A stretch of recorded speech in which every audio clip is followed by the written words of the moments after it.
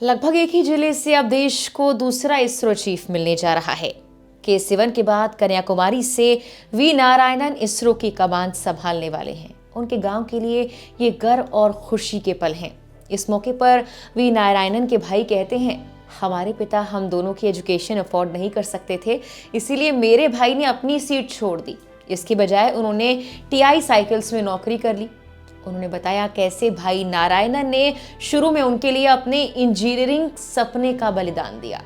नारायणन के दूसरे भाई वी कृष्ण मणि कहते हैं कि नारायणन हमेशा अकादमिक रूप से अच्छे रहे हैं, लेकिन हमारे माता पिता अपने बेटे की ये सफलता नहीं देख पाए, उनका निधन हो चुका है।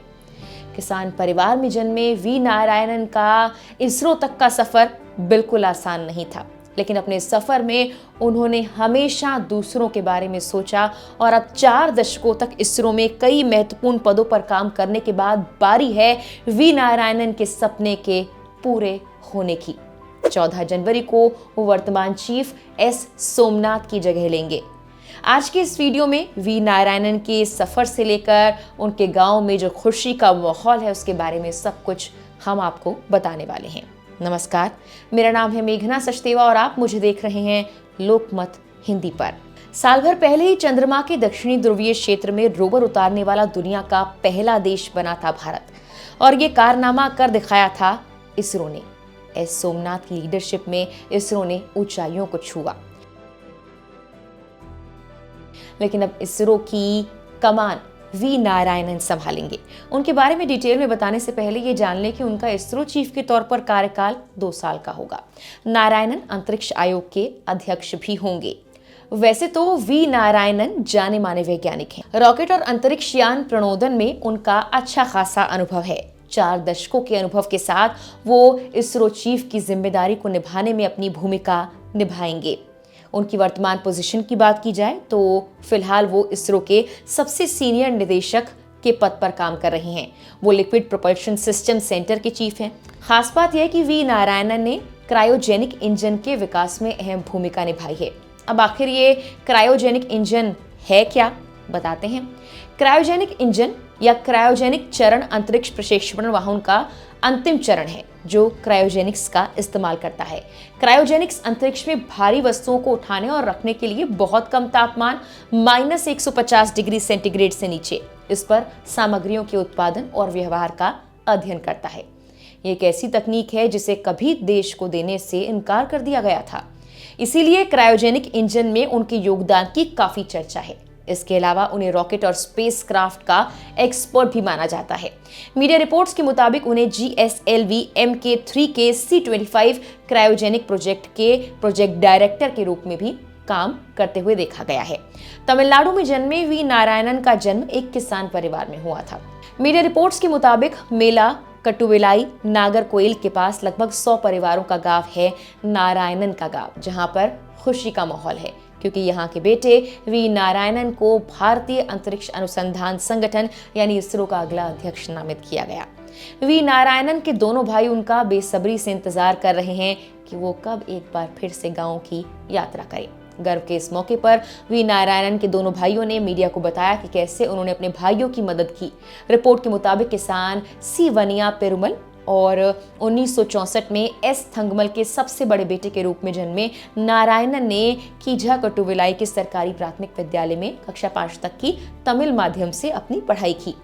नागरकोइल में कोनम सरकारी पॉलिटेक्निक में मैकेनिकल इंजीनियरिंग में डिप्लोमा पूरा करने से पहले उन्होंने क्लास 6 से 10th के लिए अपने गांव के 3 किलोमीटर दूर जियोनपुरम में LMS उच्चतर माध्यमिक विद्यालय में अपनी पढ़ाई की। उनके छोटे भाई गोपाल कृष्णन जो नागरकोइल में TWAD बोर्ड में कार्यकारी इंजीनियर हैं, वो याद करते हैं कि कैसे नारायणन ने शुरू में उनके लिए अपने इंजीनियरिंग सपने का बलिदान दिया था। नारायणन के प्राथमिक विद्यालय के शिक्षक टी विसिलन वो भी मीडिया से बात करते हुए बताते हैं कि नारायणन हर साल पोंगल के दौरान उनके स्कूल का दौरा करते हैं और बच्चों को बैग, किताबें और बाकी गिफ्ट्स भी देते हैं। कोनम सरकारी पॉलिटेक्निक जहां से नारायणन ने DME की पढ़ाई की थी, वहां के प्रिंसिपल एस राजा कहते हैं कि नारायणन उस पॉलिटेक्निक के नाम का उल्लेख करने से कभी नहीं चूके जिसने उन्हें सफलता की राह पर आगे बढ़ाया। सभी लोग उनसे काफी खुश थे। वहीं लाइव मिंट की रिपोर्ट के मुताबिक उन्होंने IIT खड़गपुर से क्रायोजेनिक इंजीनियरिंग में एमटेक और एरोस्पेस इंजीनियरिंग में PhD पूरी की। एमटेक प्रोग्राम में पहली रैंक हासिल करने के लिए उन्हें सिल्वर मेडल भी मिला था, जो उनकी जिंदगी में पहले कुछ पुरस्कारों में से एक था। DME पूरा करने के तुरंत बाद TI diamond chain limited, Madras rubber factory, BHEL Trichy और BHEL रानीपेट में 1.5 साल तक काम किया। रॉकेट और स्पेसक्राफ्ट प्रोपल्शन विशेषज्ञ नारायणन 1984 में इसरो में शामिल हुए थे, जबकि वो 2018 में लिक्विड प्रोपल्शन सिस्टम सेंटर के निदेशक बने।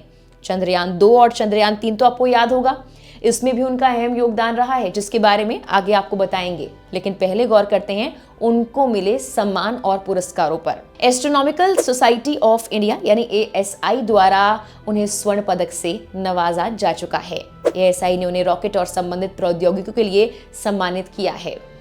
इसरो की तरफ से उन्हें कई पुरस्कार मिले हैं, इसमें उत्कृष्ट उपलब्धि पुरस्कार शामिल है, साथ ही प्रदर्शन उत्कृष्टता पुरस्कार शामिल है। इसके अलावा उन्हें टीम उत्कृष्टता पुरस्कार भी मिला हुआ है, जबकि राष्ट्रीय डिजाइन पुरस्कार 2019 national design and research forum of engineers द्वारा भी उन्हें दिया गया था।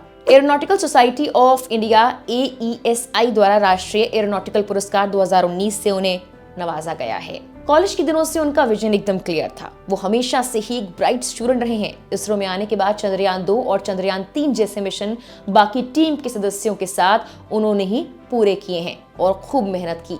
उनकी टीम ने LVN-3 प्रणोदन प्रणालियों के लिए L110 लिक्विड स्टेज और C25 क्रायोजेनिक स्टेज विकसित किया, जिसका इस्तेमाल किया गया।